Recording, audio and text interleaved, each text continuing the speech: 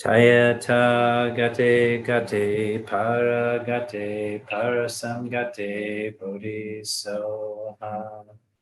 Tayata gate gate para gate parasam gate bodhisoha.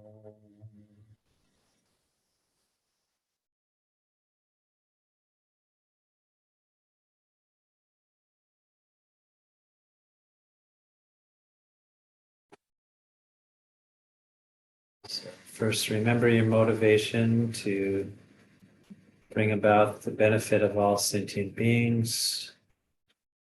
And in order to accomplish that, generate a very strong wish to attain enlightenment.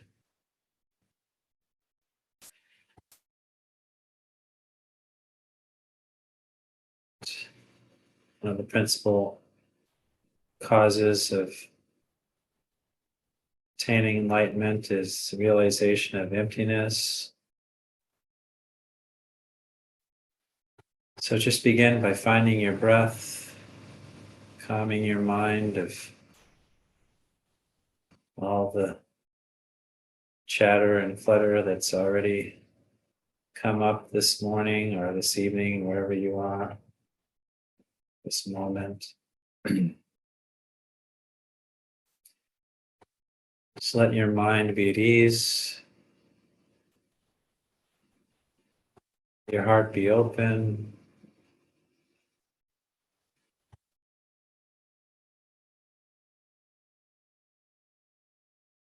Feel the rise and fall of the breath.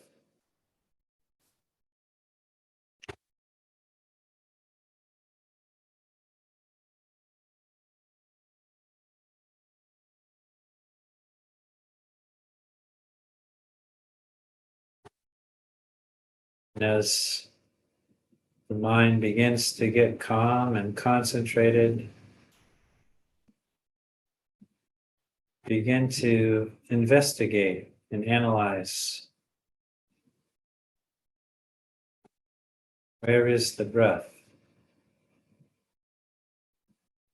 Who is breathing?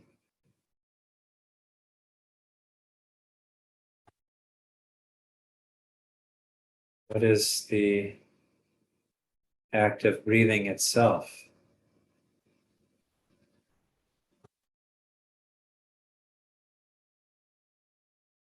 These are all interdependent, therefore do not exist inherently.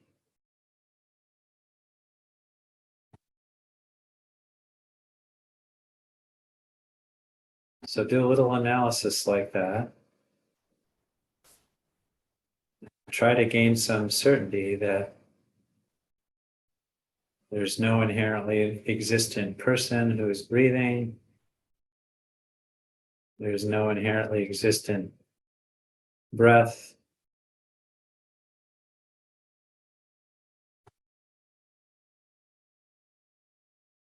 No inherently existent process of breathing.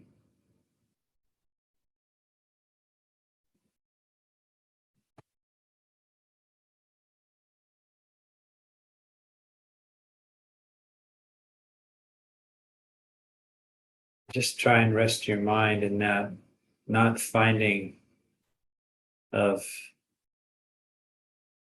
your meditation object, not finding a solid person or solid breath.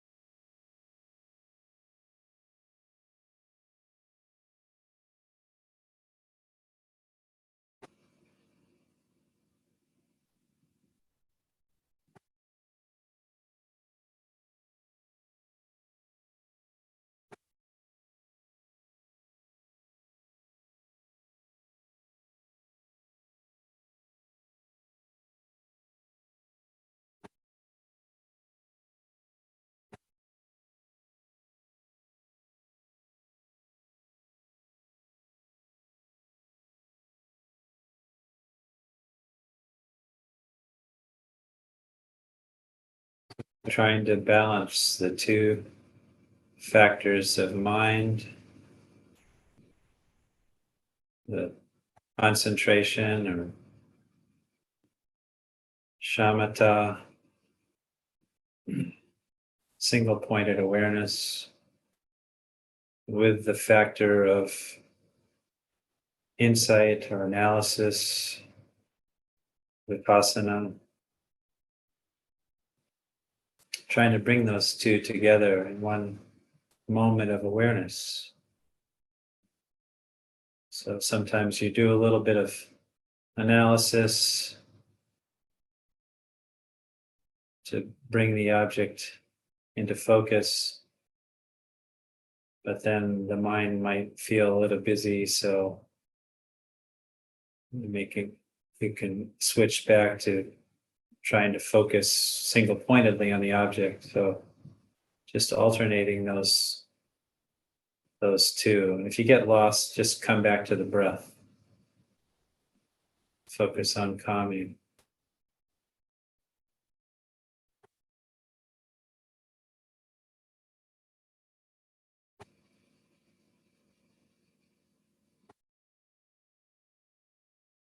Hi, Ladan.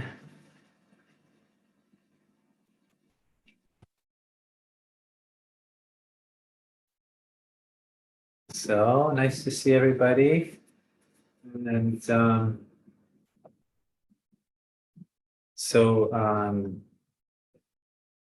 we're finishing up this week and next week on the 4 seals of Buddhist philosophy. Anybody want to do a quick check of your knowledge and share what those 4 seals are?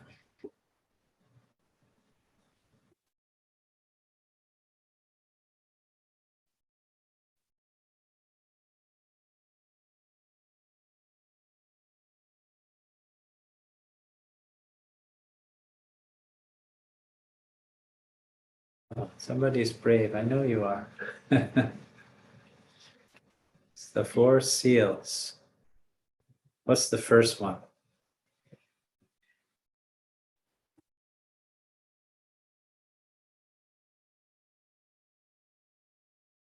All compounded phenomena are impermanent. And all contaminated phenomena are in the nature of suffering or dukkha. All phenomena are selfless and empty, and nirvana is peace. So those are the 4. And as Venerable Yantan last week pointed out, sometimes they're shortened to just the 3 characteristics of existence. I mean, in Buddhism, there's so many lists. I sort of have a little joke. It's listology, the science of listing. So please remember that all of the lists are empty too. They don't have any inherent existence. So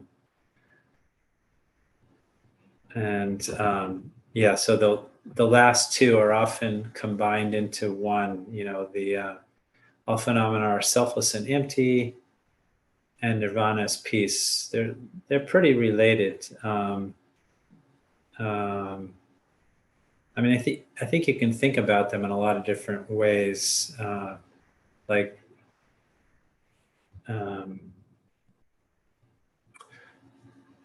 What I come up with is, the 3rd seal of emptiness is like describing the actual nature of phenomena, and the fourth seal is, in one sense, it's practicing that 3rd seal, putting it into practice, and realizing that. Another way I think of the 4th seal is nirvana is peace. It's a way of distinguishing, true peace, true happiness um, from our ordinary samsaric idea of happiness, like the idea that we can find a lasting peace within samsara, which is really tempting a lot of the times.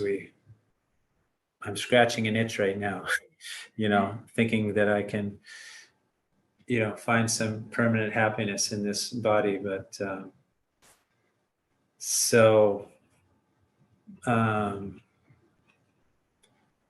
just going to read a quote here and practice my computer sharing skills. So the King of Meditative Stabilization Sutra. And now we just have to share that. Share screen. Here we go.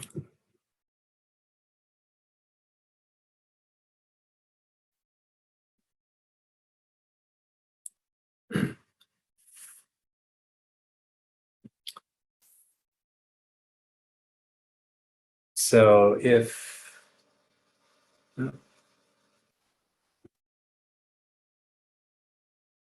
interesting. Do you guys see that King of Meditative Stabilization Sutra? Oh, there it is. Oh. It only took 15 seconds. My computers are not behaving. And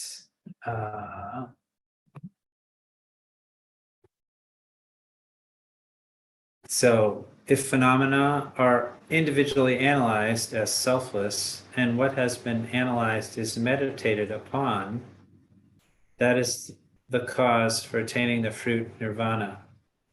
Through any other cause, one does not go to peace. So we have to realize the third seal in order to realize the fourth seal.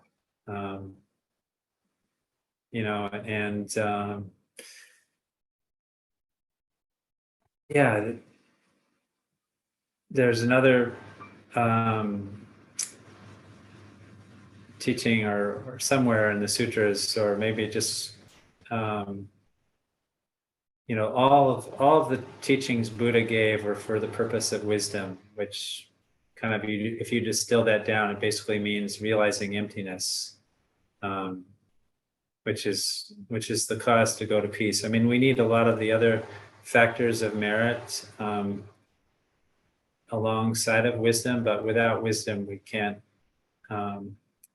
achieve nirvana or enlightenment. The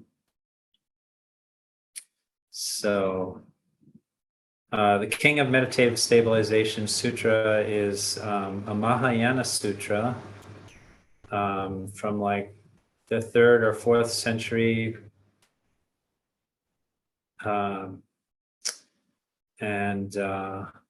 So nobody really knows who wrote the Mahayana sutras, but in the Bodhisattva vows, it talks about the importance of recognizing Mahayana teachings as the word of Buddha. Buddha gave teachings on different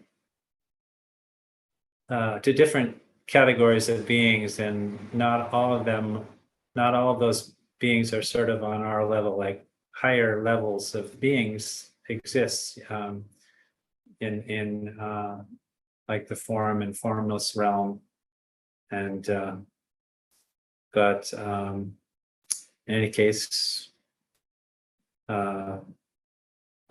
they left behind some words for us. So let's stop sharing that.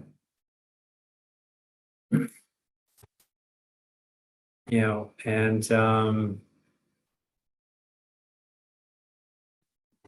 any questions so far? Any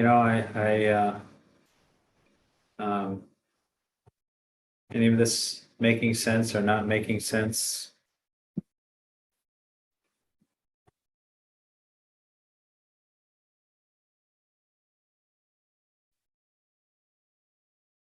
Just put up another screen share while I'm on a roll here. Okay.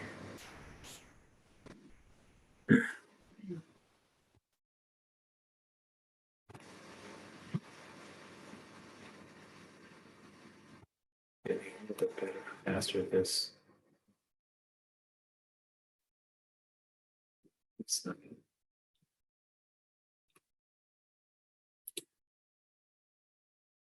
It's interesting. It takes so long.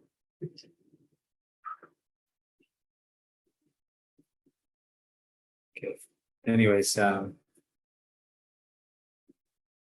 yeah, it's investigating emptiness is something that it's good to do all the time, kind of through your day, just to kind of minimize the accumulation of samsara karma that tainted by our ignorance, that believes in inherent existence. So again, as Venerable Yonton was saying last week, when we talk about emptiness, it's important to be clear, like they're not just empty in a nihilistic way of like a vacuum, but they're empty of inherent existence. They're empty of existing independently, truly, substantially, all these other terms that have kind of specific meanings in the schools of tenets. It really does take a long time. Oh, there's a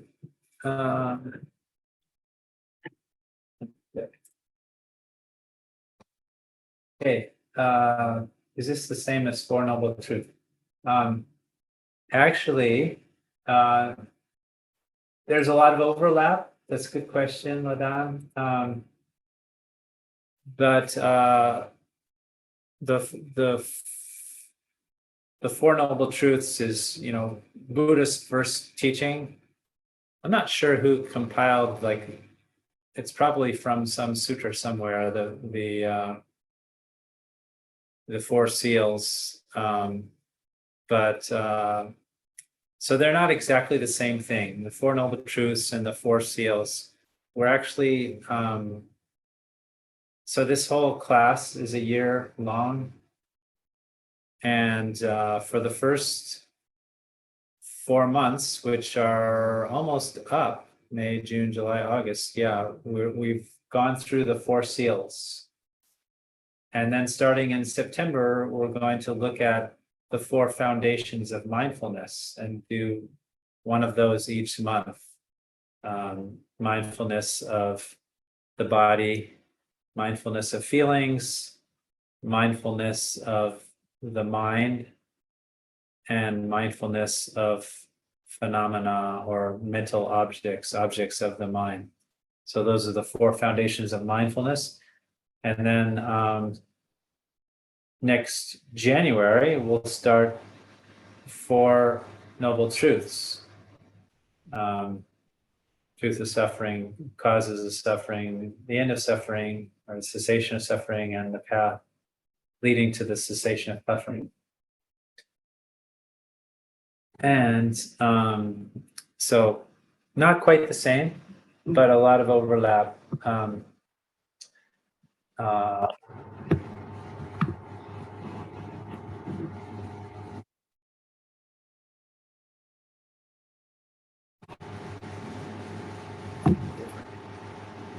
So anyways, here's the Heart of Wisdom Sutra, which I shared about 2 minutes ago and suddenly popped up. So Shariputra, how do bodhisattvas who want to practice the profound perfection of wisdom training, how do bodhisattvas who want to practice the profound perfection of wisdom train? And Avalokiteshvara answers, they should thoroughly and correctly view even the five aggregates as empty of inherent existence. So anybody want to take a shot at what the 5 aggregates are?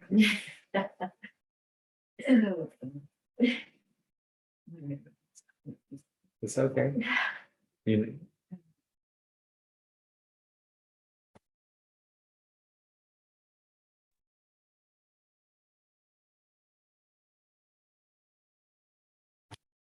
Excuse me, do you hear me, yes, you guys? Oh, yes, we can hear you, Laran. What's up? thank you. Thank you. I'm just joining, and thank you for having me. Um, 5 aggregates, are there like 5 cents, or I'm not quite there? Like 5 emotion, or 5 like sensory, hearing, and Okay.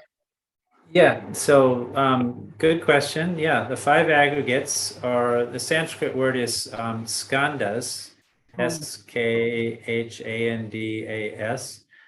and it literally just means heaps, 5 heaps of stuff. It's just another list of Buddhism that basically describes all uh, phenomenon, as objects of our awareness, and that make up the self, not all phenomenon in the universe, or but just five parts of the self. And so those are the form aggregate, or the body, the feeling aggregate, which is basically divided into 3: pleasant feelings, unpleasant feelings, and neutral feelings. And then the third aggregate is discrimination. So just being able to discriminate different objects. That's a chair, that's a table, that's a cup. And then the fourth aggregate is called mental formations. And that's basically like kind of a categorical box where you put all the other stuff that don't fit into the 5. The fifth aggregate is consciousness, which can be divided into the 6 consciousnesses. So there's the eye consciousness, the nose consciousness, the auditory consciousness, and the physical touch consciousness, the tongue or taste consciousness, and then the mind consciousness. So these are all the different aspects that appear in our consciousness in any one moment.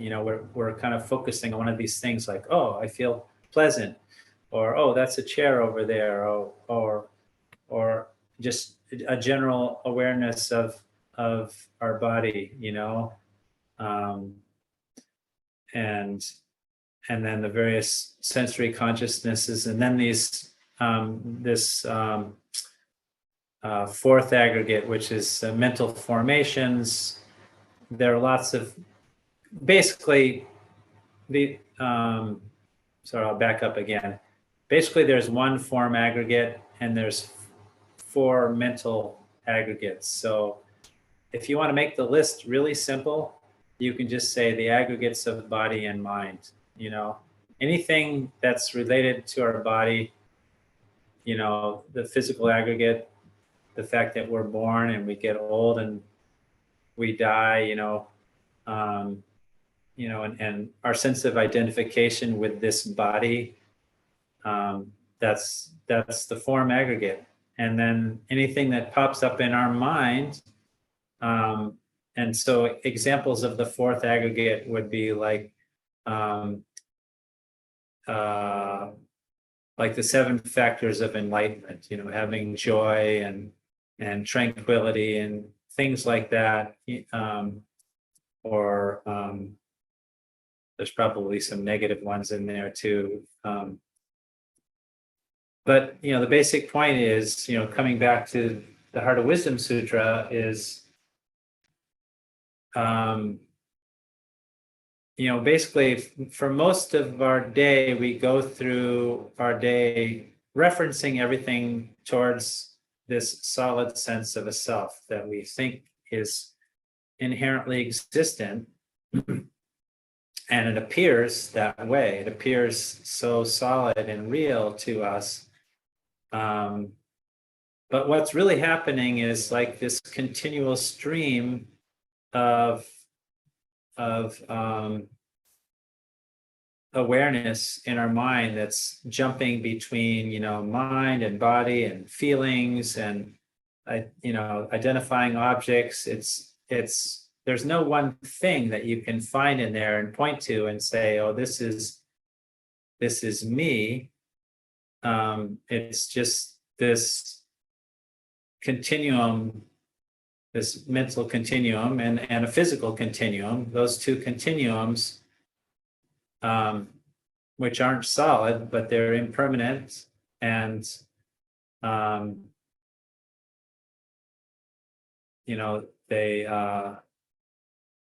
they're in the nature of suffering and they're empty, but we perceive them as real. And so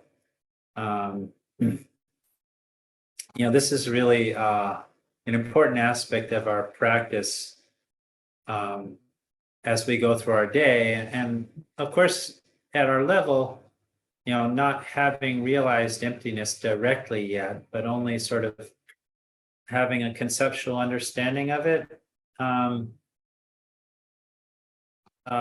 we have to get a little creative in breaking the spell of inherent existence. And so something that Jeffrey Hopkins used to say is, it's good sometimes just to stop in your day and reflect on your awareness and how it looks real, but just remind yourself, not real, not real. I'm not actually seeing this the way it actually exists, the way it appears, myself, and everything else, all other phenomena is how things appear and how they actually exist aren't in agreement. Did I lose anybody? Maybe I lost myself. That would be good, though.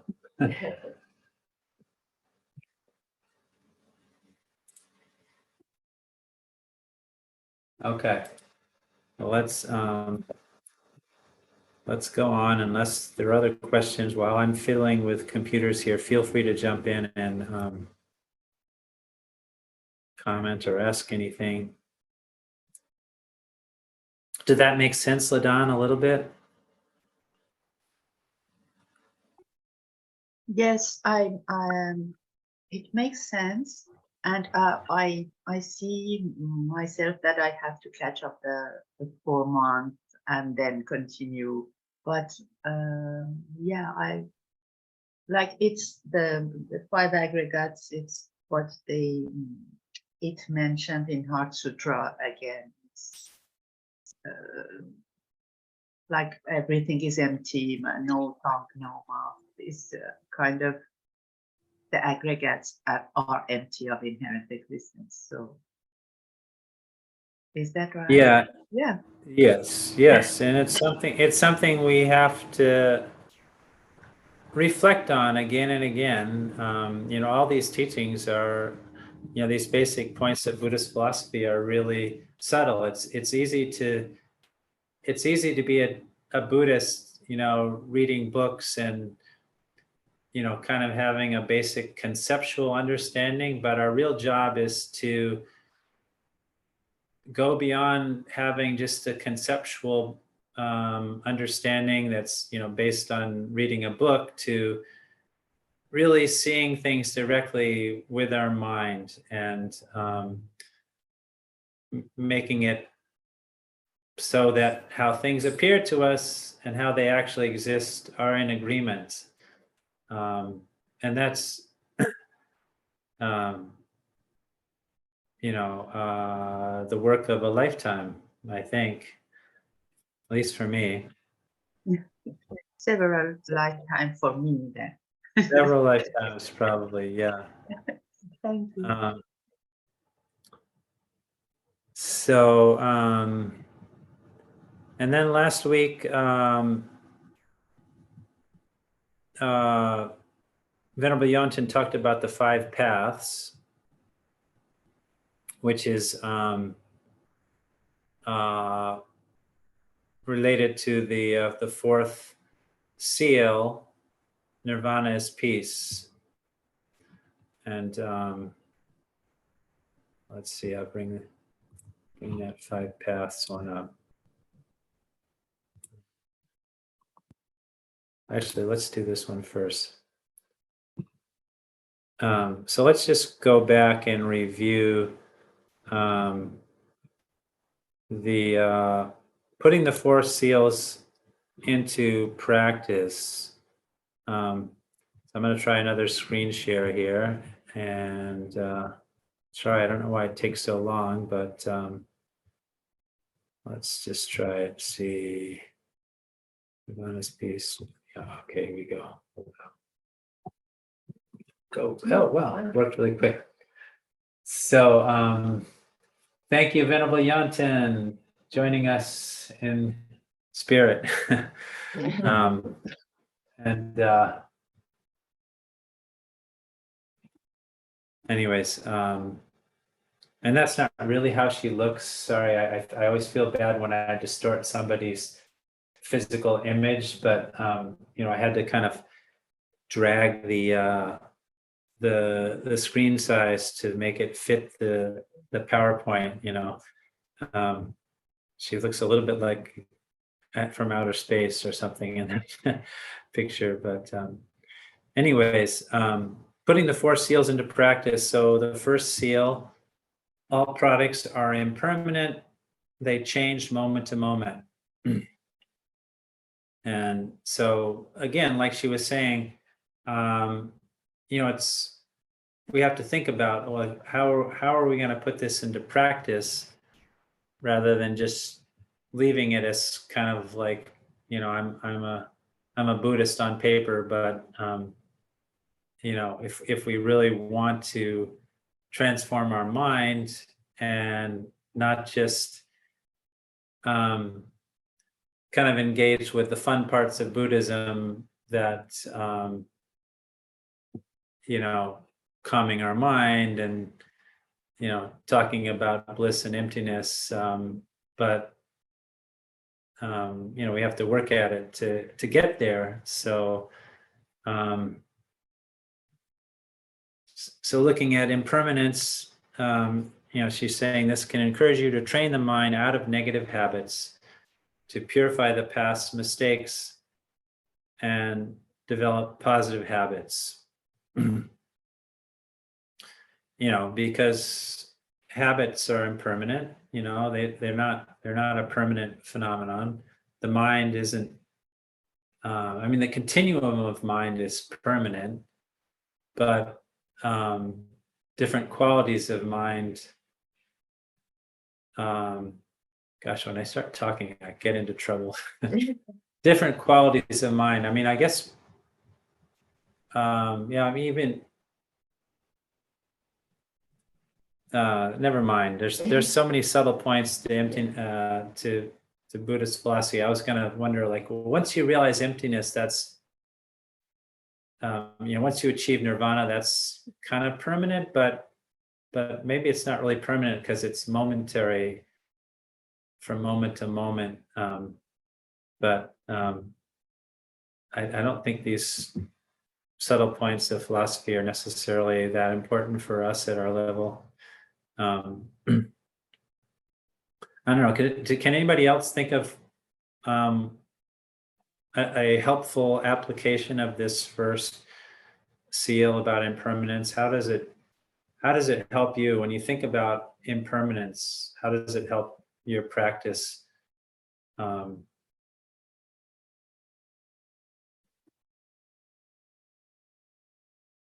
does it help you see things in a more realistic way? I'll give you a minute or so to think about it, because I'm sure you'll have some bright ideas. Is your question again? Sorry, Jordan.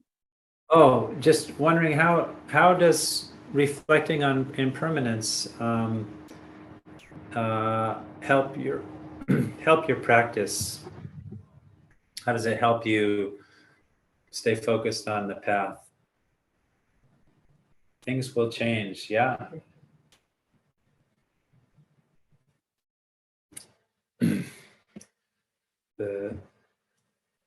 The difficult, unpleasant, painful things will pass, and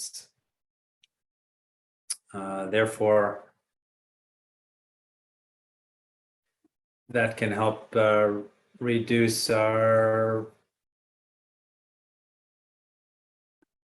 resistance to them, our frustration. Like when I was trying to fix my computer right before class, and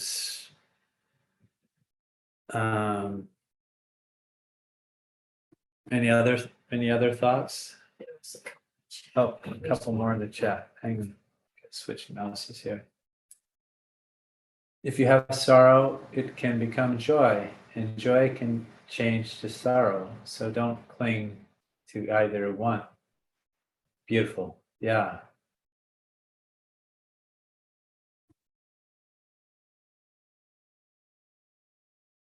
It also seems like all products are impermanent. That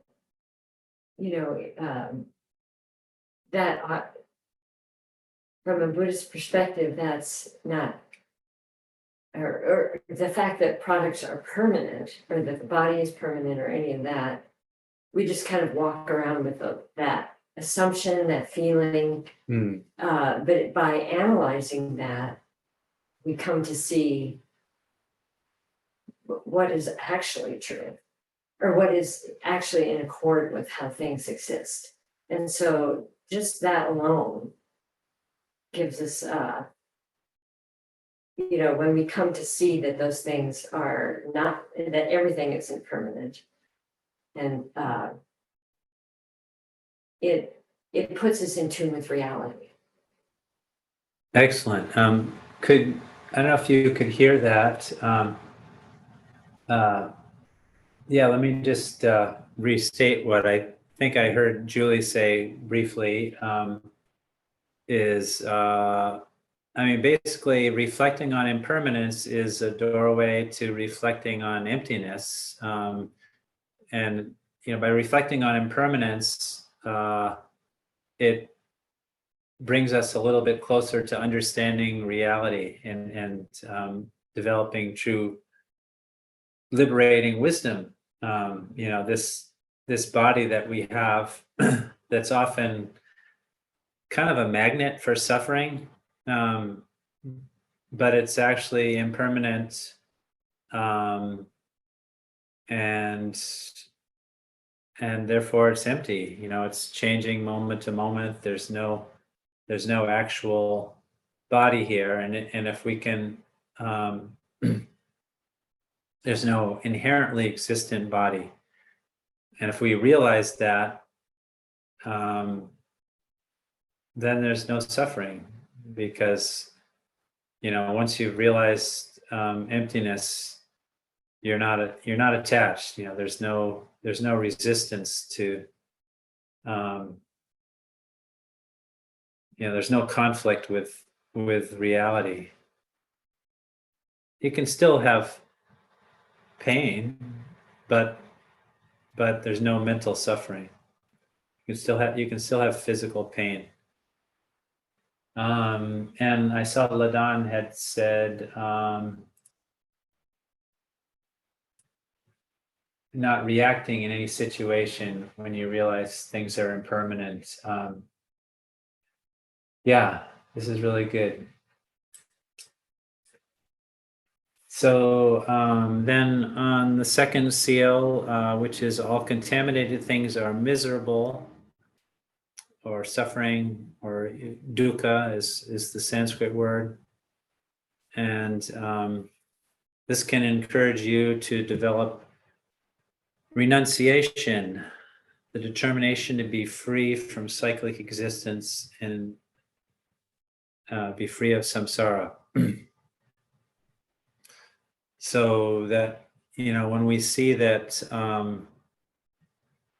so yeah, let me back up. So what does contaminated mean in this sentence? Anyone want to take that on? Why are things called contaminated? What are they contaminated by?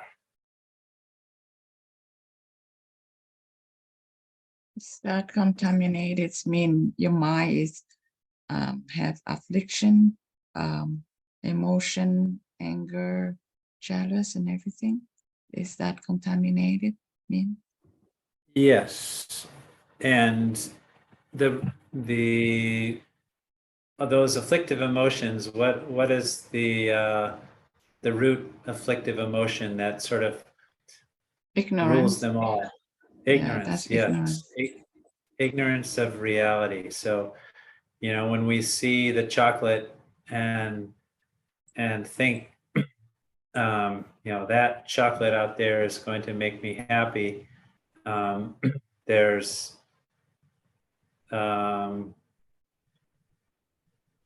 there's a lot of clinging and attachment and unrealistic assumptions based on a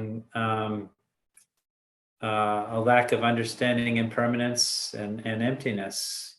We think the chocolate has happiness inside of it, but oh my goodness, I just charged my battery. Hang on. I'm gonna have to.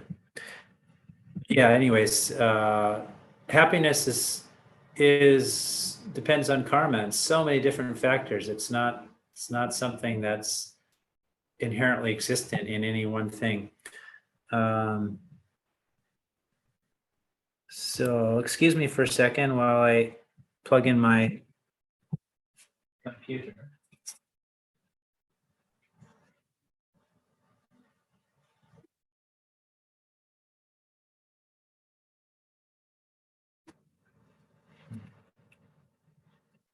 And so then the third one is all phenomena are selfless, lack an inherent identity. And somebody want to read how we put that into practice? Read it. Yeah. So that bullet point is which can, that idea of all phenomena as selfless can encourage you to develop the wisdom that realizes that. So and then cutting the root of samsara and eventually leading to nirvana.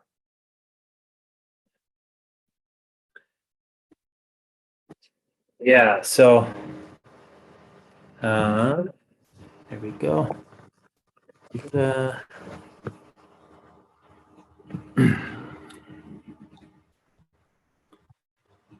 Yeah, I mean, this is really challenging, but we can do it, because we all have Buddha nature. The basic nature of the mind is pure, and the ignorance is something that's the word is adventitious, so it's not part of our basic nature. It's like something that's superimposed on top of our basic nature.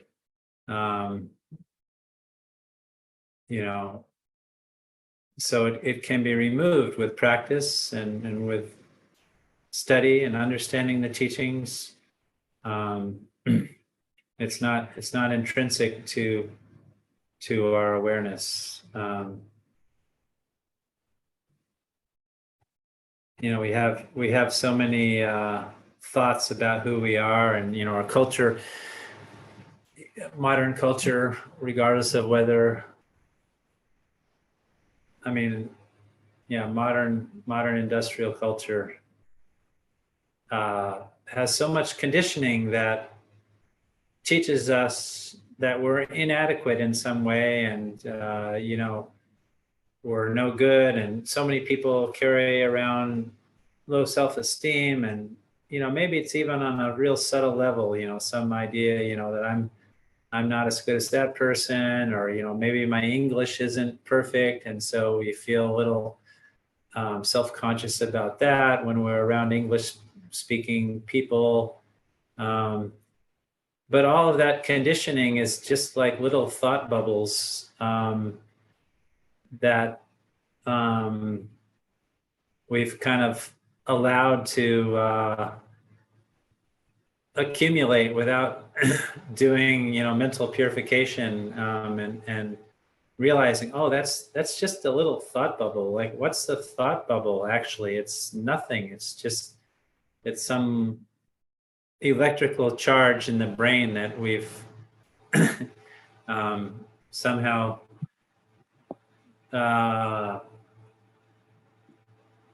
incorporated into our thought process.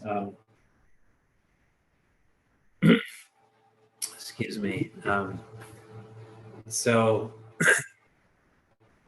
that's another good practice, is just and we'll get into that next month when we talk about the 4 foundations of mindfulness. And one of the really key aspects of mindfulness training is just being aware at all times. What's your self-talk doing? What's going through your mind? What's your attention focused on? And what's the conversation that's going on up here? Are you beating yourself up, or are you craving after something? Oh, I want that, or, oh, this computer is such a piece of junk, why did they cheat me? All this kind of basically superimposing a lot of inherent existence on based on either being attached to something or being averse to something. So just being aware of that, especially in reference to ourself. One of my I attended a teaching once with Joseph Goldstein, and he talked about how we have this habit of referencing the self in our own thoughts. And he said the self should be a verb. We go around selfing all the time. Like we create this self in our mind, like, I am going to go do this, and I'm going to go here, or I'm going to do that, or I'm upset about this. And so, so much of our day is often spent just kind of reinforcing this sense of a solid self, a solid ego that exists inherently.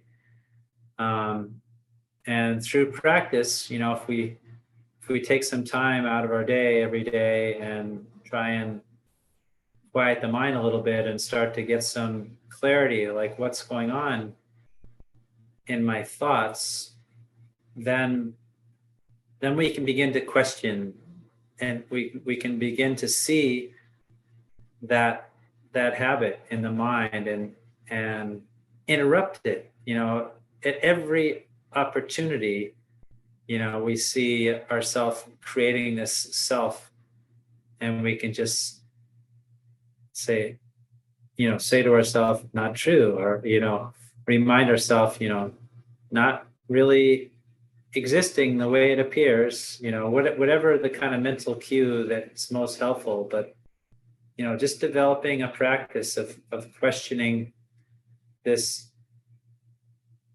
way that we constantly solidify ourself and make it really solid and concrete. So it's 11:04. Why don't we just take a break, and then we can come back to Nirvana's piece. And so we'll just take a 10-minute break for stretch and use a bathroom and have some quiet reflection instead of, yeah. Okay. See you in a few minutes. Nadan, you have a question? No, thank you for noticing it. I'm just write it down in the chat. It was about one question you had. I wanted to respond, so Yeah, I see your hand you up. have already. Yeah, I will put it down. Sorry. Oh, no problem. Where I have a problem with my computer. The image is going on and off, on and off. So sometimes I'm.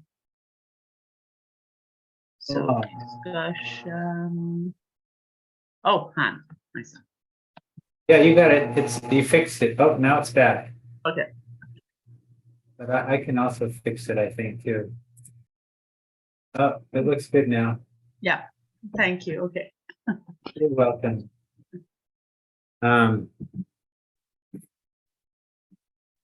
Yeah, before we go on, does anybody have any question or just want to share, what I just talked about is basically self-awareness and how we go through our day and how we practice, our daily practice, not on the cushion, but, outside of the meditation session is kind of what I'm talking about. Well, it's exactly what I'm talking about. So this is a really key point because most of the time we're not on our cushion. We're working, shopping, cleaning, dealing with life, and it's not easy. So I just want to make space for anybody who wants to share. We all learn together, and sometimes it's good to have a few laughs about the silly things we get upset about, or and then we realize, oh, it's just empty and impermanent, or So anyways, anybody feel like sharing or?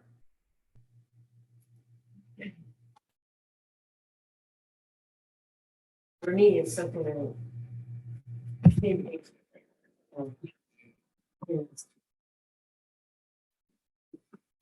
sort of some awareness of my mind and what it's thinking. And so, like I can be down a little ways in some negative thinking and then notice that and kind of question it at that point. Is this really the way it is, or is this as serious as I think it is? And so I do that sort of thing a lot during the day, just so that I don't go too far down some negative path and then get upset with my husband in particular and yell at him, or just be, obviously I've lost my mindfulness by that point. So I think it's possible to do that sort of stuff throughout the day. And then maybe deeper reflection on pushing about those things. Did you guys hear that?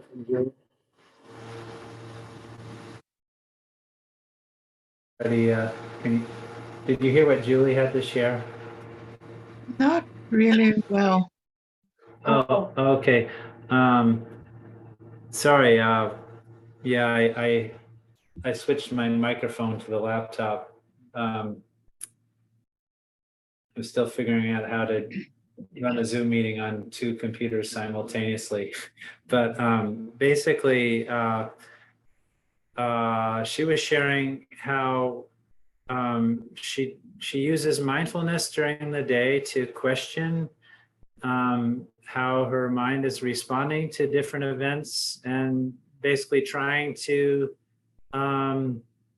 identify, when those afflictions are starting to come up in the mind, whether it's anger or frustration or, attachment, and try and cut that, process of getting hooked by something, based on, our usual way of thinking, tainted by ignorance and other afflictions, and trying to stop that from snowballing out of control in order to reduce suffering. But I would also say, it's also not just reducing suffering, but it's deepening your insight into Right, reality. right, and Thank you. trying to stay away from, negative emotions allows you a lot more peace of mind in order for the other things to arise in your life. Trying to stay away from negative emotions gives space for a more peaceful awareness. Mm. Anybody else have any reflections on kind of just practicing Dharma in daily life outside the cushion, and how you might put these 4 seals into practice, or how you've put them into practice, or funny situations that you want to share? I just like Julie. Sorry. What do Go you say? ahead, Ron. Just like Julie, I try to be aware of my mind and knowing moment to moment what I'm thinking, and focus on the impermanent and emptiness and the afflictive emotion when it's come. And I'm thinking like I have to hold my mind, like I tied it on a rope, and whenever my afflictive emotion feel like it's come up, I notice and try to find a way to reduce the emotion, the negative emotion, because I know that things change and everything is impermanent, and but sometimes it's very hard when it's come to my kids, and I know that I let go sometime, and I know that they have their own path, but I'm afraid to let them go. I'm afraid that if I let them go, they will go the wrong way, or maybe I will blame myself not to guide them well. So even though I understand everything, but it's hard to sometimes to control the attachment mind that is still in me as a mom. So that is very hard right now. Yeah, and that is really powerful practice. The only thing I can think of in my own experience that's an analogy to that, Lon, is I was on retreat once at a monastery in California, and they had lots of poison oak, and so I got the poison oak kind of all over my body. And it was so painful, physically painful all the time. And my teacher just smiled at me and said, "Now you really have the teaching." Like you really get to see how your attachment to my body and to feeling a certain way creates suffering.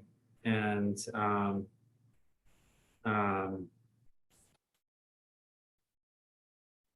it's still something that I occasionally deal with. I think about it, I'm 64 years old now, and I'm just kind of like, okay, when am I gonna get sick again? You know, I don't want to like jinx myself, but I really hate getting sick, and the body feels so uncomfortable when it's sick, and but then I see that kind of resistance already jinxing myself, and I let go, and I realize, oh, there's a lot of freedom in letting go of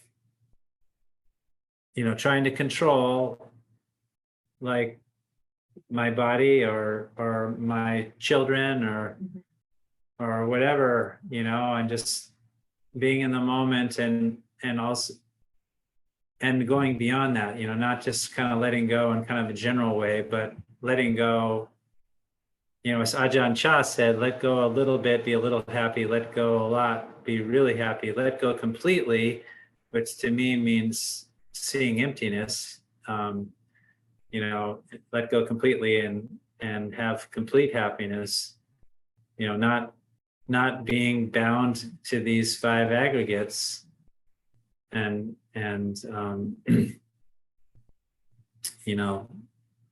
which is mainly, well, both the body and mind, but the mind is the really difficult one. The body is a little bit easier, I think, to identify, and if I get a headache, I can kind of just meditate on the physical sensation of the headache, and kind of reduce the suffering quite a bit that way. But the mental suffering is much deeper, letting go of, I don't know. Anyways, anybody else have any? Let's see, there's somebody saying something in the chat, maybe. Sherry, perception also plays a role in suffering. How self perceives its environment is contaminated. Yes, absolutely.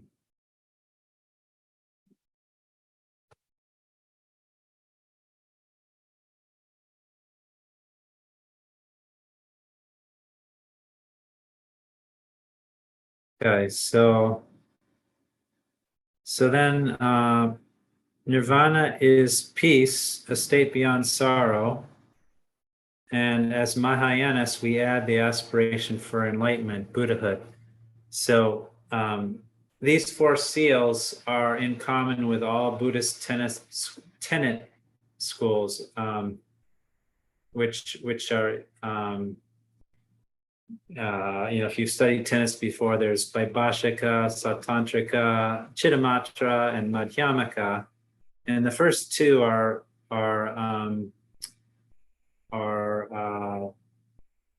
lower tenet schools that Sutrayana, they basically focus on nirvana alone, achieving liberation from cyclic existence. Gosh, I hope I'm not mischaracterizing this, but I think this is my understanding is, in the Theravada Sutras, for example, there's not a discussion of bodhicitta explicitly, which comes as part of the Mahayana. So, the main emphasis in the lower schools is achieving liberation from cyclic existence, personal liberation, freedom, which, as Venerable Yonten said, is an amazing state. You've got infinite or almost infinite love and compassion, and you're completely free of your own suffering, and anybody you meet is going to really feel, potentially gain a lot of what's I'm trying to say, it's really going to be a big benefit in the world, achieving nirvana, because you can help other people, but it's not explicitly stated that that's really your purpose of helping other people. Whereas in the Mahayana, the whole purpose of achieving nirvana, well, enlightenment, is so that we can benefit others.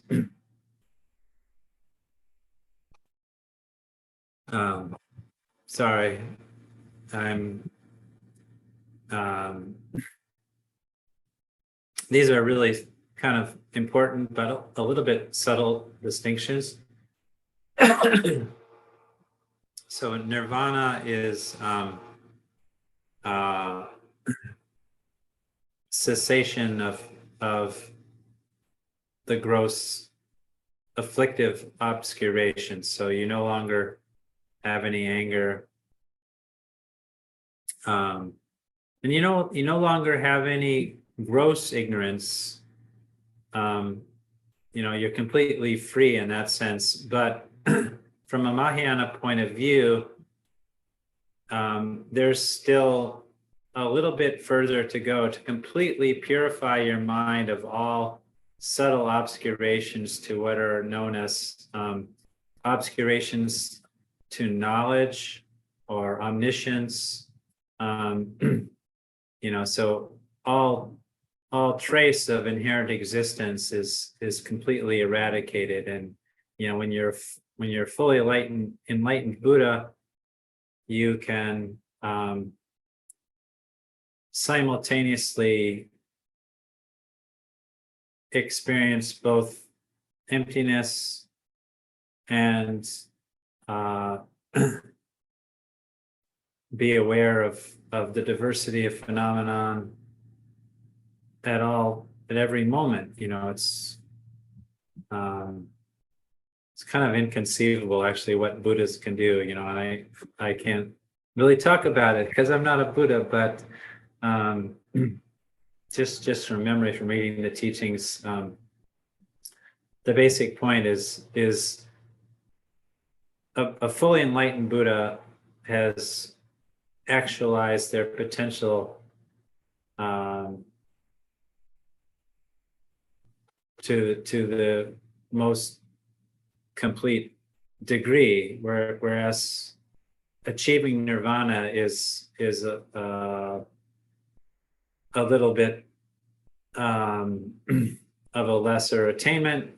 But of course, this is just from a Mahayana perspective. It's important to maintain ecumenical harmony and not go tell somebody who follows Theravada teachings, oh, you're just a lesser being. I mean, there's several bodhisattva vows, I think, about that talk about the importance of not disregarding the what are called Hinayana, which is a pejorative term. It just means lesser vehicle as opposed to Mahayana, greater vehicle. So nobody, except for scholars, really talk about Hinayana anymore because it's kind of it kind of has a little bit of a negative connotation, like you're a lesser being, you're on the Hinayana, so so anyways, this is just a Mahayana perspective. It's not that big of a deal, or when it's more important to maintain harmony in the Buddhist community than it is to argue over lesser and greater. Did I lose anybody there? See if there's that one.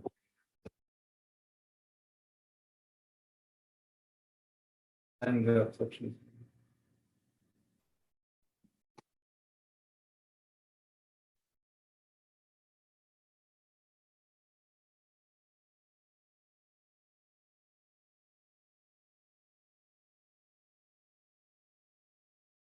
Yeah.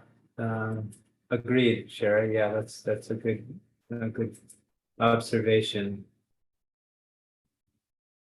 We need to question at all times what we're seeing. Is it true? Is this really, you know,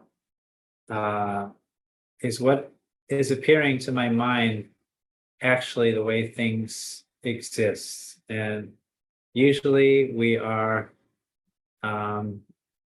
creating a very concrete reality of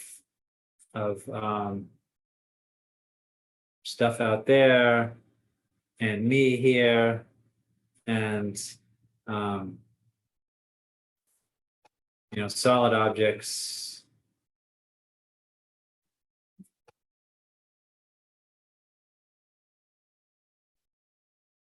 that have definite identities, and we don't see how at every moment we're kind of, with our mind, we're just sort of creating a little airbrush on reality of putting inherent existence into everything we see. Okay.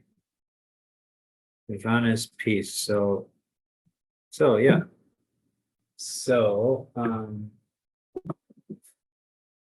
Nirvana is peace. So how do we get to Nirvana?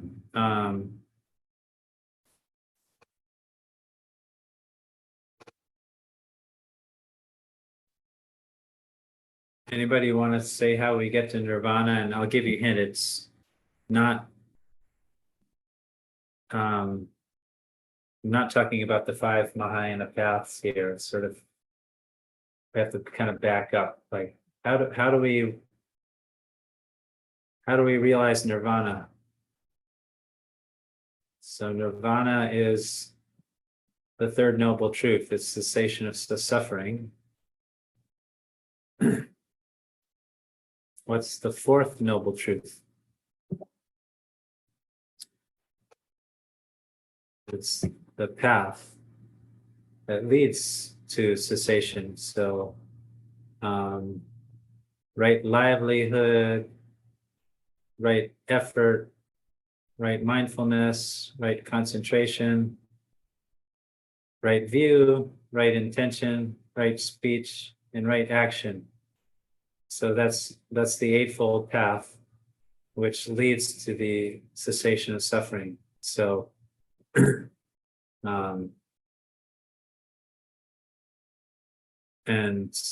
kind of an abbreviated practice would be the 3 higher trainings of ethics, concentration, and wisdom. So those 8 all fit into those 3.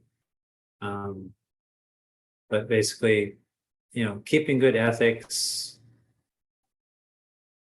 not harming other beings, not harming ourselves through actions of our body, speech, and mind.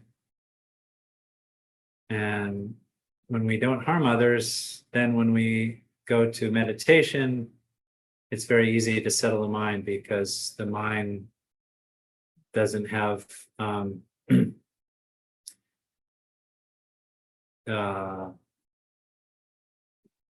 it's not troubled by our conscience. Basically, if we've created a lot of harm, if we try and make our mind quiet, that harm towards others is going to interfere. Karmic seeds of negativity is going to come up and make it difficult to it's an obstacle. Not just in a subtle way, but in a very gross way. If you harm others, it creates obstacles in daily life. Like an extreme version would be like prison, but even on a kind of more conventional level, we just get involved in all kinds of hassles and conflicts that wouldn't come up if our ethics were pure, and So when we practice ethics, it's relatively easy to restrain our body, from killing, stealing, and committing sexual harm. But it's more difficult to restrain our speech, not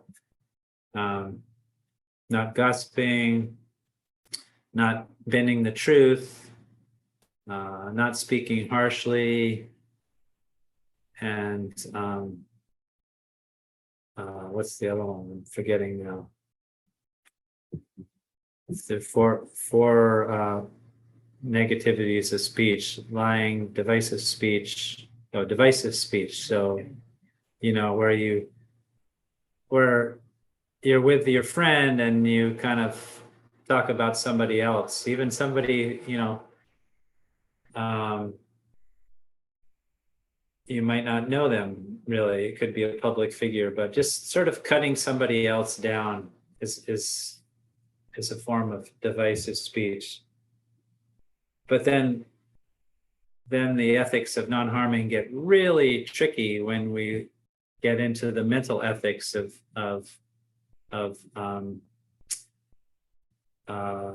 not having hostile anger towards anybody, and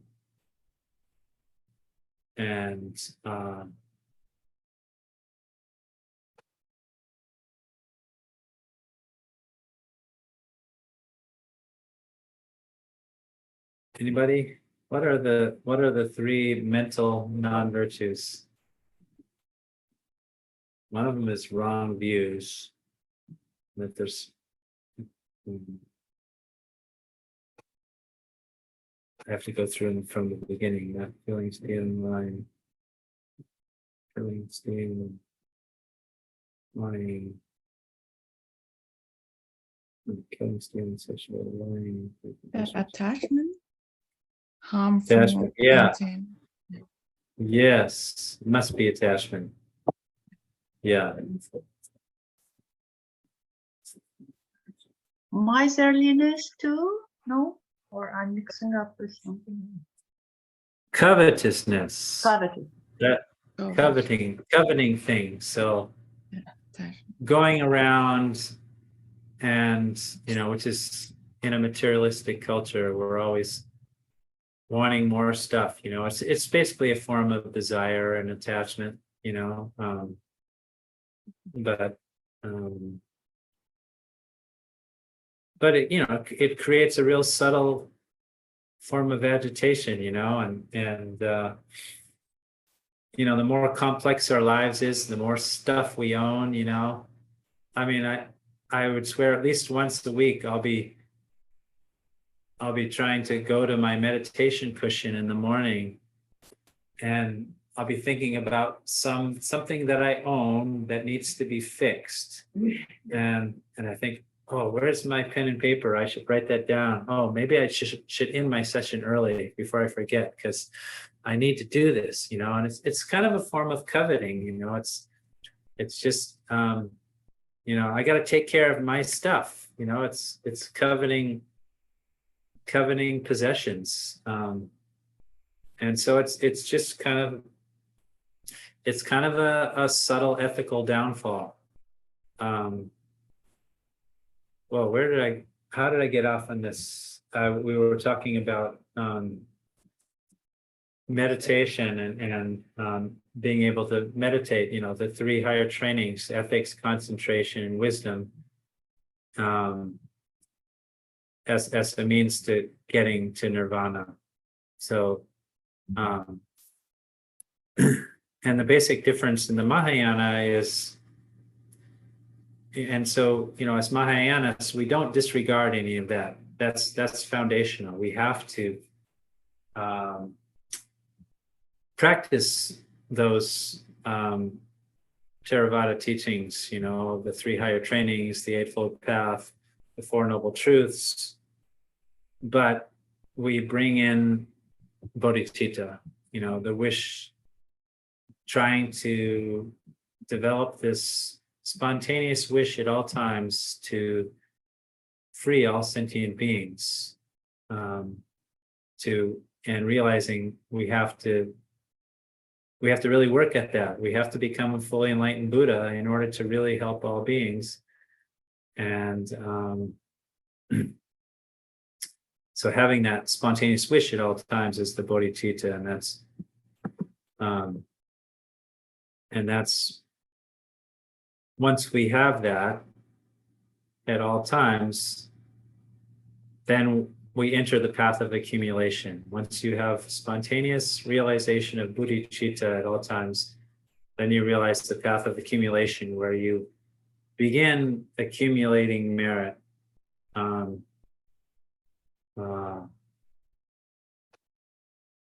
And you may not have even realized emptiness at that point. You might have, but even if you haven't realized emptiness, it is said that the bodhisattvas, those beings who have realized bodhicitta, they far outshine even the arhats, people who have beings who have realized nirvana, who have awakened and completely eliminated their suffering.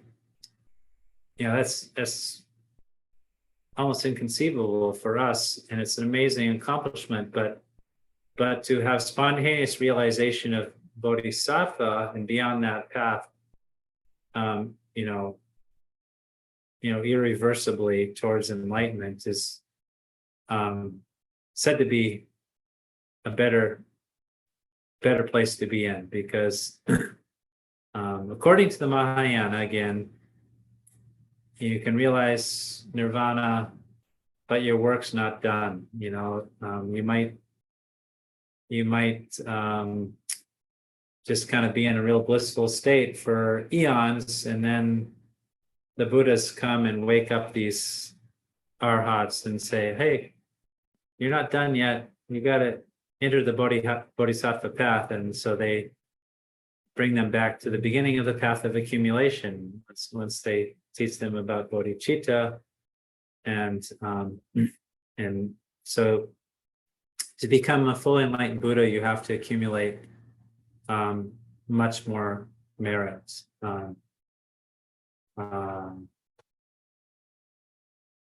And so after the path of accumulation comes the path of preparation. I'm not 100% sure what the distinction is between these two. One is you're accumulating merit, and the path of preparation, you're preparing to realize emptiness. That's what Venerable Yantin said last week. The path of seeing is once you realize emptiness, that happens during one session. You realize emptiness directly, not through any veil of concept, but you see it directly with yogic direct perception, like water poured into water. It's said, there's no sense of duality of self and other, or internal and external.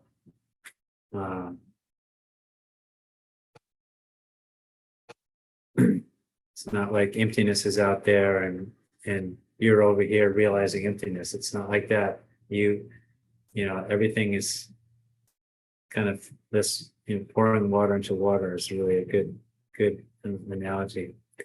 And then the path of meditation is basically where you deepen that understanding, that direct seeing of emptiness, and repeatedly over a long period of time, possibly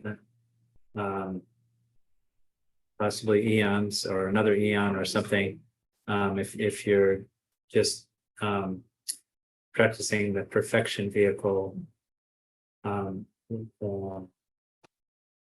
as opposed to the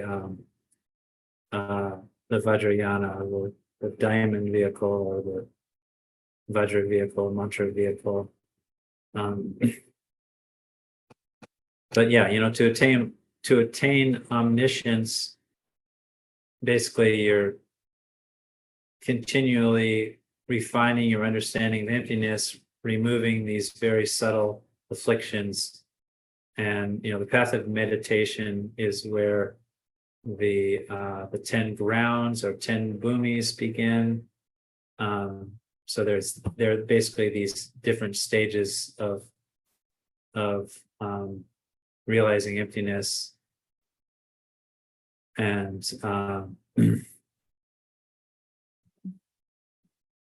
and again, the paths aren't like external paths, but they're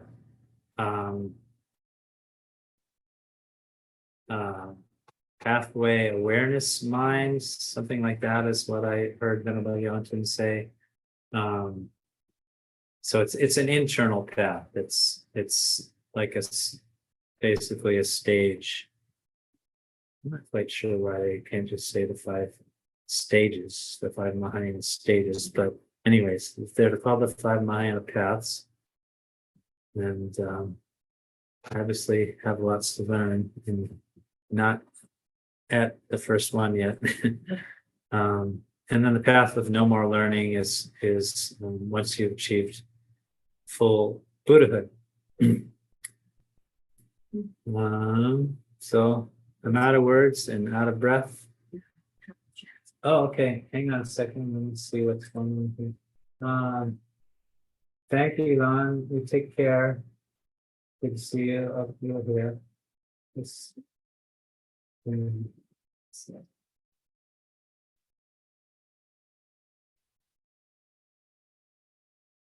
letting go of harmful thoughts is also important. If self does not address the thoughts as they arise, that's a type of jail, imprisonment, trapping. Yes.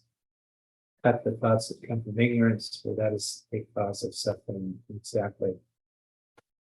Think before you speak. It's awesome. Okay.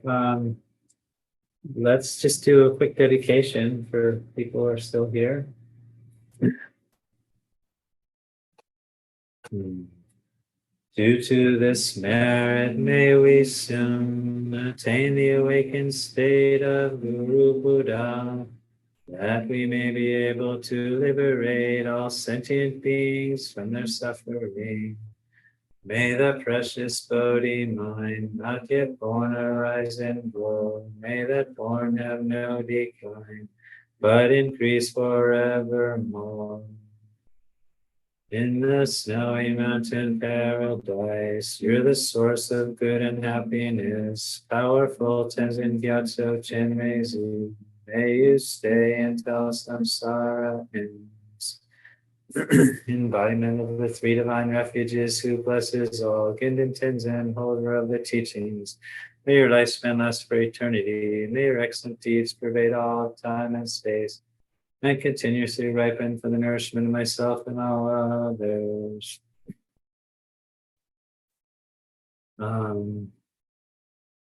Nice to see you, everybody. And so we'll meet again next Saturday, and that'll be the last class of this 4-month series on the 4 seals.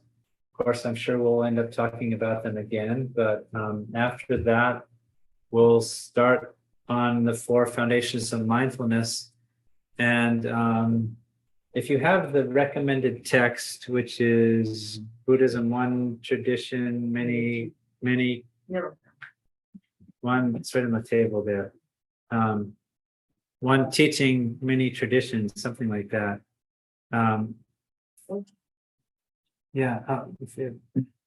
If you have this textbook here,